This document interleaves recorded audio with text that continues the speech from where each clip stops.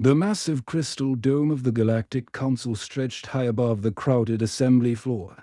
Hundreds of different alien species filled the curved seating areas, their voices creating a constant buzz of translated conversations. Some looked like giant insects with multiple arms.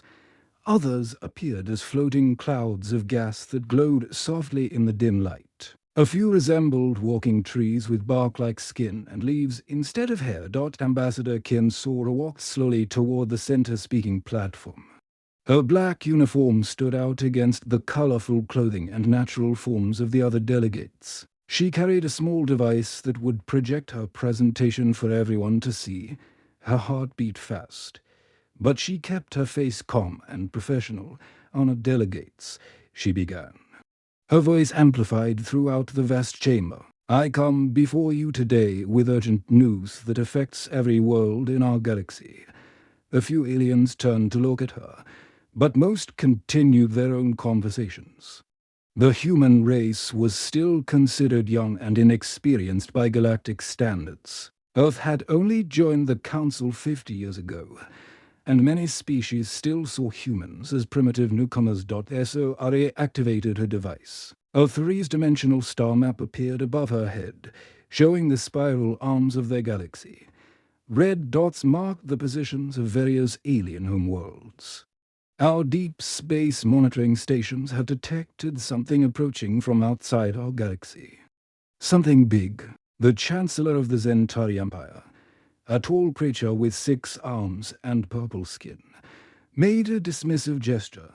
The humans speak of threats that only they can see.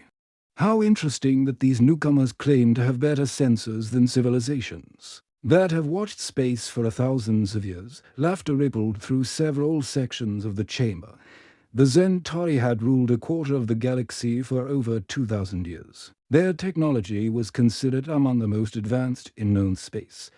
If they had not detected this threat, many delegates wondered, how could the humans possibly have found it? "Please, let me show you the data." Sora continued. She changed the display to show energy readings and gravitational measurements. "These signatures are unlike anything in our databases. The energy patterns suggest biomechanical technology on a massive scale." Dr. Shinwook, sitting in the Human Observer section, leaned forward.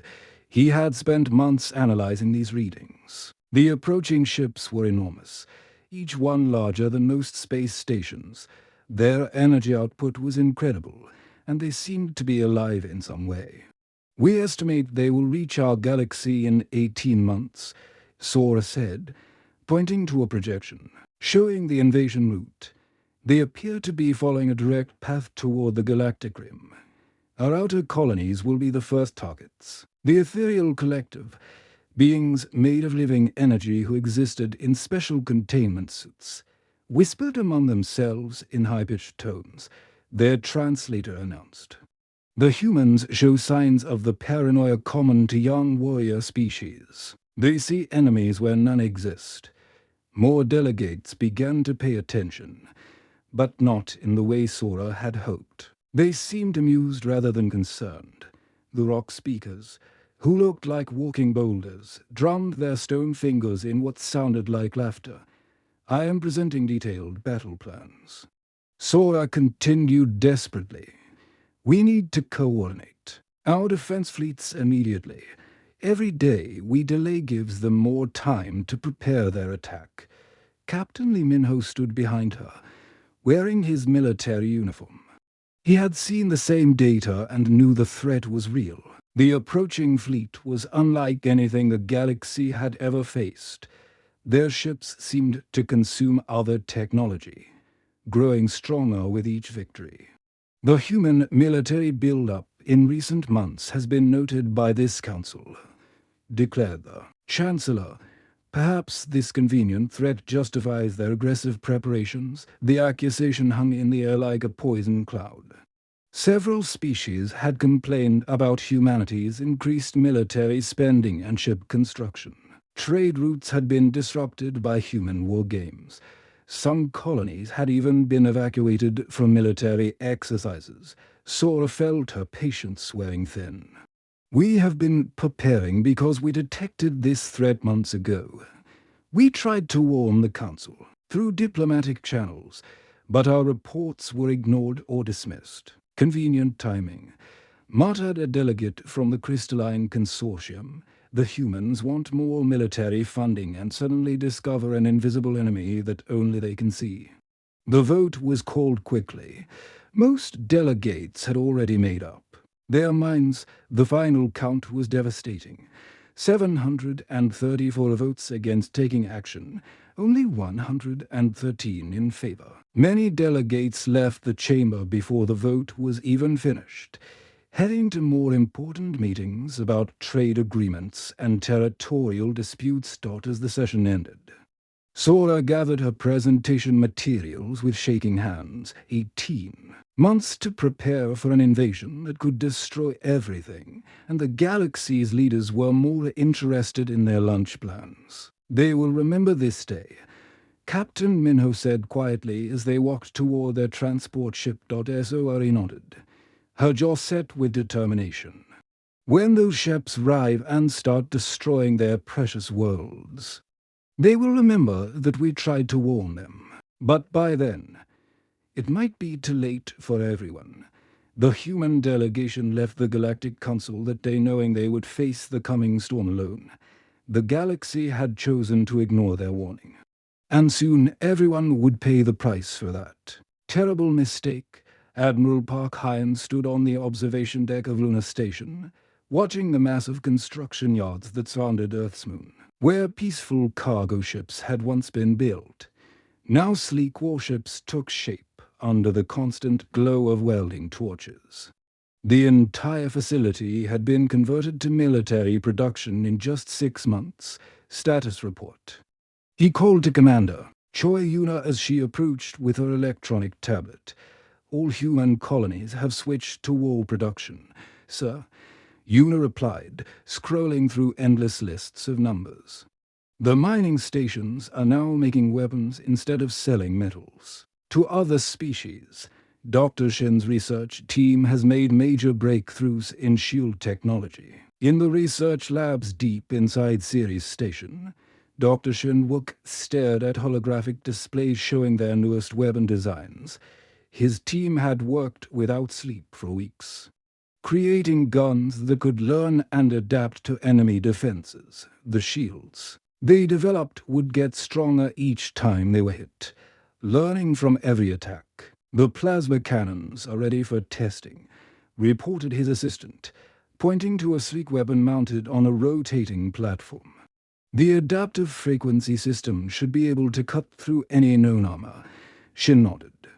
But his mind was elsewhere. They were preparing to fight an enemy they had never seen before. All they had were energy readings and computer projections. Would their weapons even work against biomechanical ships from another galaxy? The rest of the galaxy was not happy about humanity's military preparations the Centauri Empire had imposed trade sanctions, cutting off important supplies that human colonies needed. Other species threatened to attack human ships if they continued building weapons. "They think we are planning to attack them," General Kangde told his staff during a morning briefing on New Sol Colony. "They cannot understand that we are trying to protect everyone, including them." The general's words proved prophetic when pirates began attacking human cargo ships. With the major powers refusing to trade with humans, the shipping lanes became dangerous. Pirates knew that human ships would get no help from galactic patrol fleets. Another convoy attacked near the Vega system, reported Lieutenant Norwegian. 3 cargo ships destroyed, 200 civilians killed. Day slammed his fist on the table. The pirates were being encouraged by the galactic community's hostility toward humans. Some species were even secretly supplying the raiders with weapons and information about human ship movements on Earth. The normally busy entertainment districts had been transformed into training centers. Citizens who had never held weapons learned to fight. Children practiced evacuation drills instead of playing games. The entire human race was preparing for a war with a unity that surprised everyone. Miss Isong Hannah, a former teacher, now trained groups of civilians in basic combat skills. Remember, she told her students, "We are not trying to become soldiers overnight. We just need to know how to protect ourselves and our families." Her students came from all walks of life. Office workers, farmers, artists, and engineers all learned together. They practiced using simple weapons and learned how to hide from enemy forces. Everyone understood that when the invasion came, there would be no safe places. The Galactic Council continued to pressure humanity to stop their military build-up. Official messages arrived daily, demanding that humans appear before tribunals to answer charges of violating peace treaties. Each message was ignored. "They want us to attend another hearing," Director Han Minjae's aide reported from his office on Earth. "This time they are threatening to send enforcement fleets to our space." Minjae deleted the message without reading it. Through his window, he could see another massive battleship rising from the construction bay. Its hull was covered with the new adaptive armor that could repair itself after being damaged. "Let them come," he said quietly. "We have more important things to worry about than their tribunals." In the outer colonies, human families were being relocated to safer areas. The rim worlds would be the first targets when the invasion fleet arrived. Children said goodbye to their friends as evacuation ships carried them toward the inner systems. Captain Yoon-taik supervised the evacuation of Haven Colony, watching as the last civilian transport lifted off under protection of his patrol ship. The colony had been home to 50,000 people for over a century, but now it was being abandoned to save lives. "All civilians are clear," reported his communications officer. "The automated defense systems are online." Tyke nodded sadly. The colony would become a fortress, its civilian buildings replaced with weapon emplacements and shield generators. If the invaders came this way, they would find a fight waiting for them. The human military was learning lessons that the rest of the galaxy had forgotten. Ancient species had grown comfortable with their power, their fleets designed more for showing off than fighting real wars. Humans were building ships meant for one purpose: killing enemies who wanted to destroy everything they loved. 18 months became 17, then 16. Every day brought news of more human preparations and more galactic hostility. Trade sanctions tightened. Diplomatic relations grew colder. Some species began moving their fleets closer to human space, claiming they were conducting routine exercises. "They still think we are the real threat," Admiral Hyan told his staff during their weekly meeting. "When the true enemy arrives, they will learn how wrong they were." The invasion fleet was still coming, following the same trajectory that human sensors had detected months ago. Soon, the galaxy would understand that humanity's warnings had been true, but by then, humans would be the only ones ready to fight. The Deep Space Monitoring Station at Kepler 440 sent its last transmission at exactly 3 in the morning, Galactic Standard Time. Communications officer Son Hannah tried desperately to re-establish contact from her position aboard the patrol ship Incheon's Pride, but received only empty static through her headphones. "Captain," she called to Yoon-taik, who was studying star charts at the navigation station. The Kepler station just went completely silent. No distress signal, no emergency beacon. It just stopped. Captain Yoon moved quickly to her console and looked at the sensor readings. What he saw made his blood run cold. 3 entire star systems had vanished from their navigation computers. Not destroyed, simply gone, as if they had never existed at all.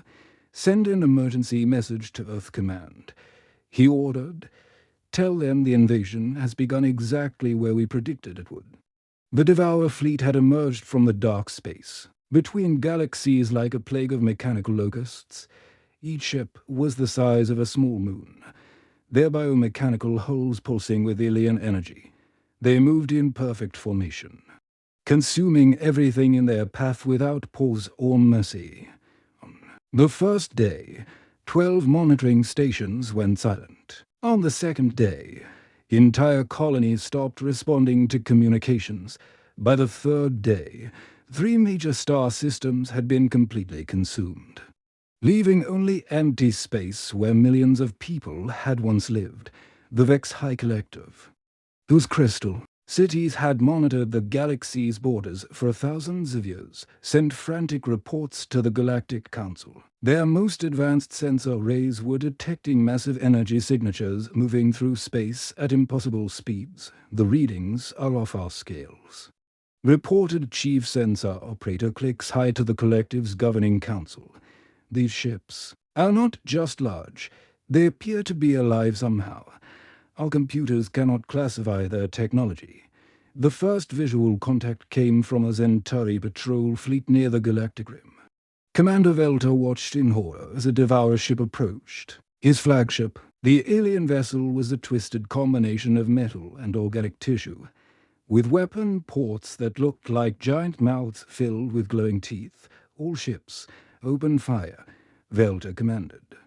The Centauri fleet's most powerful weapons struck the Devourer ship directly.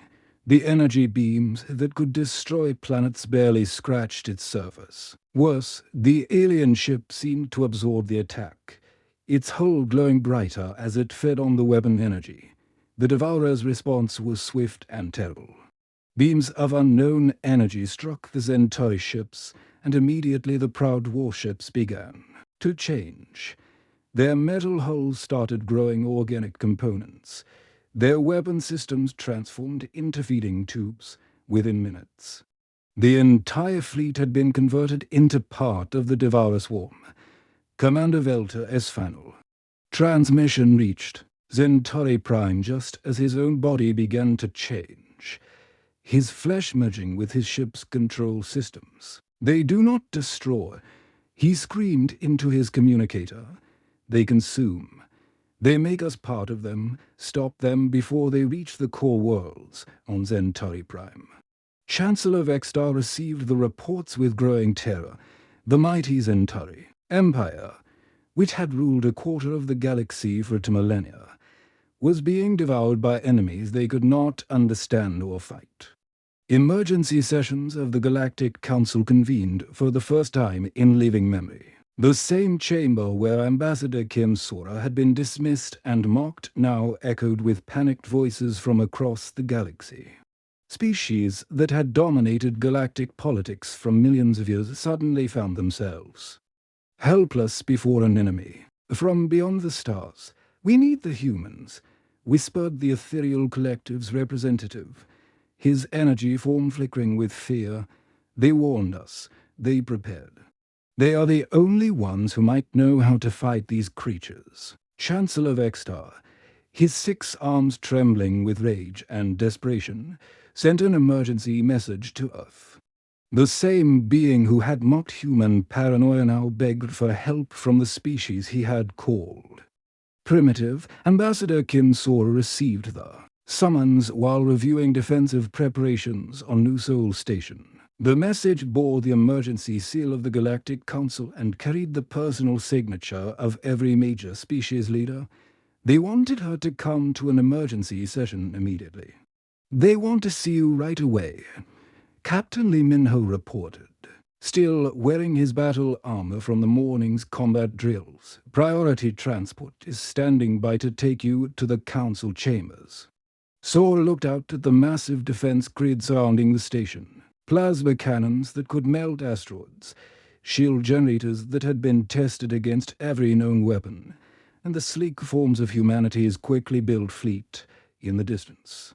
Ships from their few allied species conducted joint training exercises, the only beings who had listened when humanity warned of the coming storm. "Tell them I will come," she said, her voice carrying none of the diplomatic warmth it had once held. But this time, they will listen to every word I say. When she entered the council chamber, the difference was immediately obvious. Every seat was filled, every delegate present and alert. The casual arrogance that had defined her previous visit was gone, replaced by barely controlled panic. Species that had refused to even look at her data now hung on her every word. Chancellor Vextar rose from his platform, his proud bearing replaced by desperate humility. Ambassador Sora, he began, his voice shaking. The Galactic Council formally requests immediate human assistance in coordinating our defense. Against this invasion, Sora's response was calm, professional, and utterly cold. 18 months ago, humanity warned this council about this exact threat. We were ignored, dismissed, and sanctioned for our efforts. We have spent that time preparing to defend ourselves. The question now is simple. What has the rest of the galaxy been doing while we prepared for a war? The silence that followed was answer enough. The Battle of Kepler Station began at dawn. Galactic Standard Time, Admiral Park Hyan stood on the bridge of the flagship Sol, watching his fleet take positions round the massive space station. Through the main viewing screen, he could see the approaching Devour hive ship, its biomechanical hull stretching 12 kilometers from end to end. All ships report ready for combat. Commander Choi Yuna announced from her position at the communications console. The enemy vessel is approaching at steady speed. Estimated contact in 15 minutes. Hyan studied the tactical display showing his fleet's formation. 50 human warships surrounded the station, along with a dozen vessels from allied species who had believed humanity's warnings. Against them came a single Devour ship. But intelligence reports from fallen worlds had described these creatures as unstoppable death machines. Remember the plan. Hyan spoke into his fleet communicator. Hit and run tactics only. Never engage in direct combat for more than 30 seconds. Our adaptive shields need time to learn their weapon patterns. Captain Yuntite commanded the destroyer Bison from the outer formation. His crew of 32 included former teachers, mechanics, and shop owners who had learned to fight during humanity's desperate preparation period. They worked together like they had been soldiers their whole lives. Enemy ship is launching smaller vessels, reported weapons officer by Jun from his station. Count 57 biomechanical fighters approaching our position. The Devourer fighters looked like flying insects made of metal and flesh. They moved in perfect coordination, their wing-like appendages crackling with energy weapons. Each one was larger than a human fighter craft, but they flew with the agility of living creatures. All fighters, engage enemy scouts. Hyan ordered. Let's see how they handle our new technology. The human fighters that launched from Sol were sleek and deadly, equipped with Dr. Shin Wook's adaptive weapon systems. As they engaged the Devourer scouts, their guns automatically adjusted frequency and power based on the enemy's defensive reactions. Lieutenant Kimday piloted his fighter Sol 7 into the middle of the enemy formation. The Devourer fighters immediately surrounded him, their energy weapons striking his shields with incredible force. But instead of being destroyed, his shields grew stronger with each hit. Learning to deflect the alien energy, direct hit on enemy fighter, they reported excitedly. My guns adapted to their hull frequency. They can't defend against our learning weapons. The first phase of the battle went better than anyone had hoped. Human fighters destroyed 23 Devour scouts, while losing only 4 of their own. The alien fighters seemed confused by weapons that became more effective the longer they fought. But the real test came when the main Devourer ship entered weapons range. Energy beams as thick as buildings struck the human fleet, each blast capable of destroying a normal warship instantly. The human vessels scattered like frightened fish, their adaptive shields struggling to learn from the massive energy attacks. Bison is taking heavy damage. Yuntike reported as his ship shook from repeated hits, hull integrity down to 60%. But our shields are adapting. Each hit does less damage than the last. Dr. Shinwook monitored the battle from his laboratory aboard Kepler station. His adaptive technology was working exactly as designed. But the Devourer weapons were incredibly powerful. Even with shields that learned from each attack, human ships were still taking serious damage. The enemy is also learning, he reported to Admiral Hyan. Their weapons are changing frequency to counter our adaptive defenses. This is a battle between two learning systems across the galaxy. Other battles were being lost.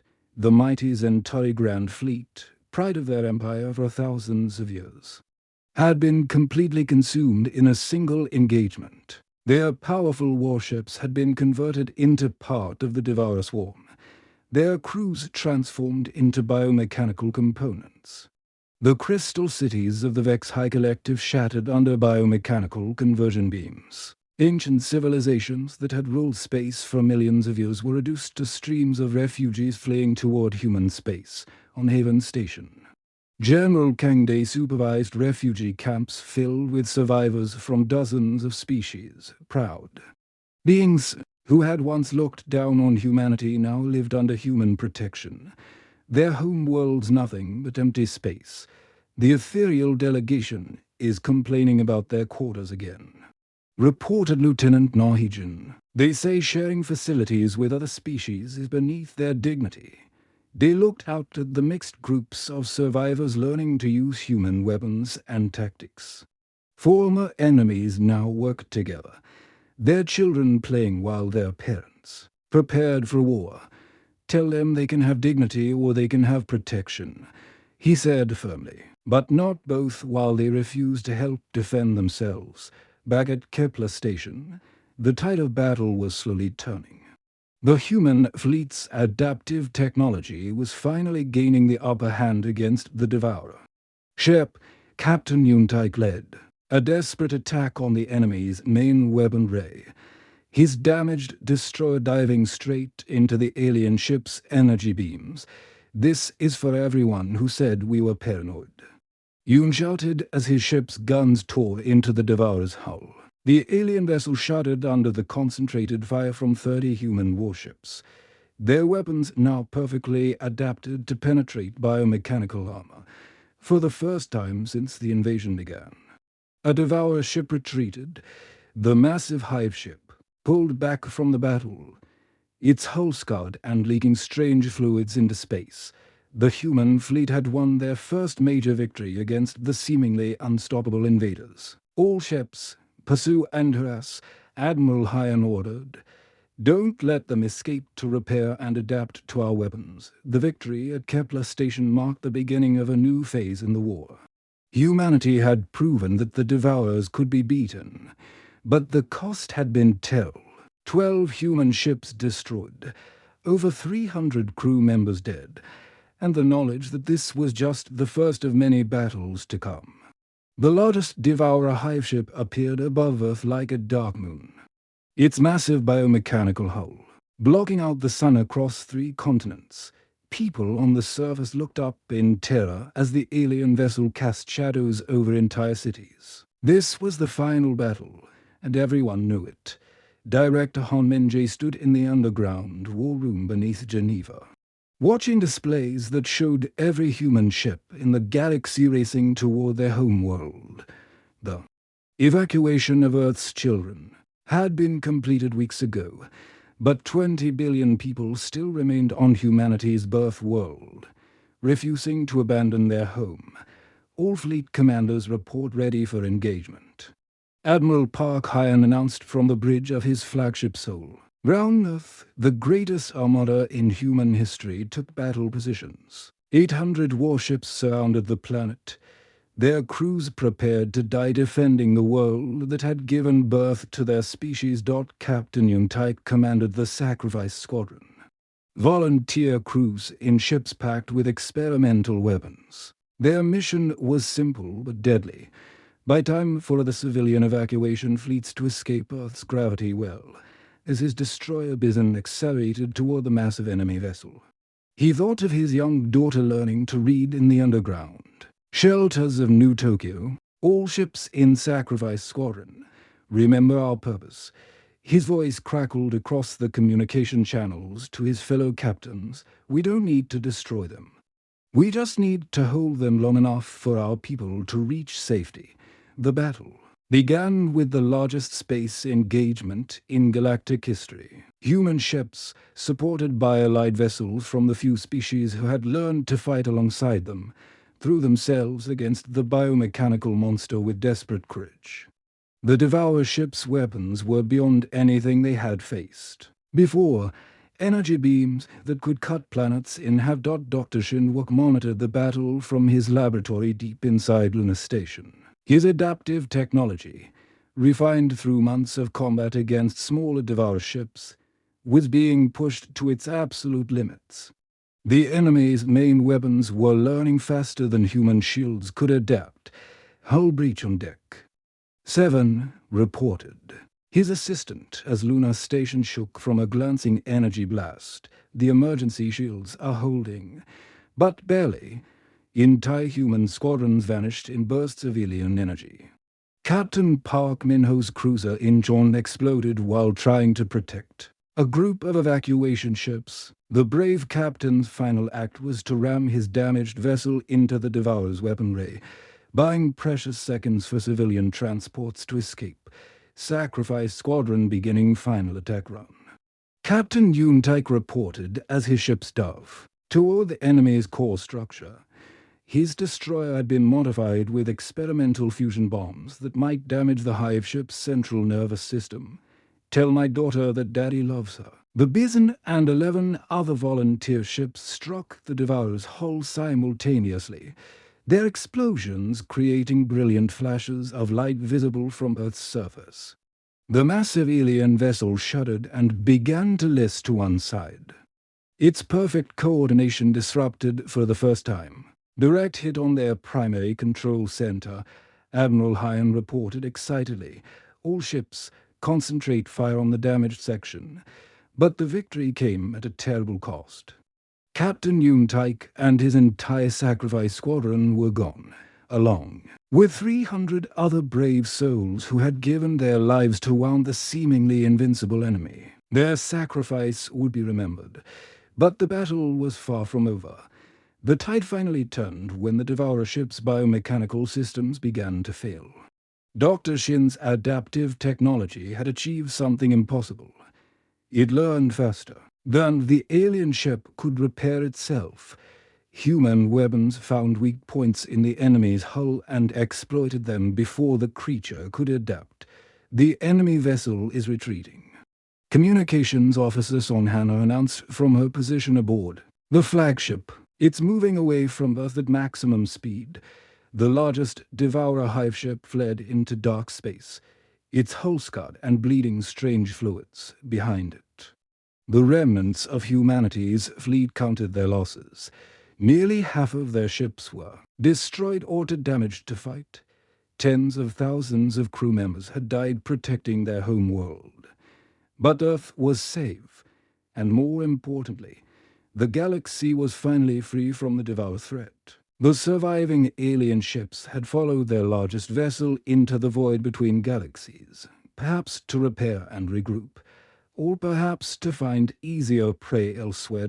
In the aftermath of the war, the galactic political order had completely changed. The ancient Galactic Council was dissolved, its member species either extinct, scattered as refugees, or reduced to junior partners under human protection. The Zentari Empire existed only in history books.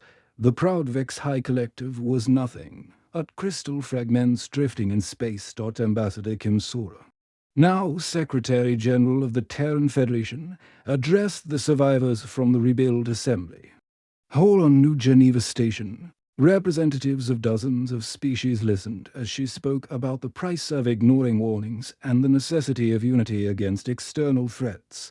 18 months ago, we warned you that this invasion was coming, she said, her voice carrying Across the chamber to beings who had once dismissed humanity as primitive, you chose not to listen.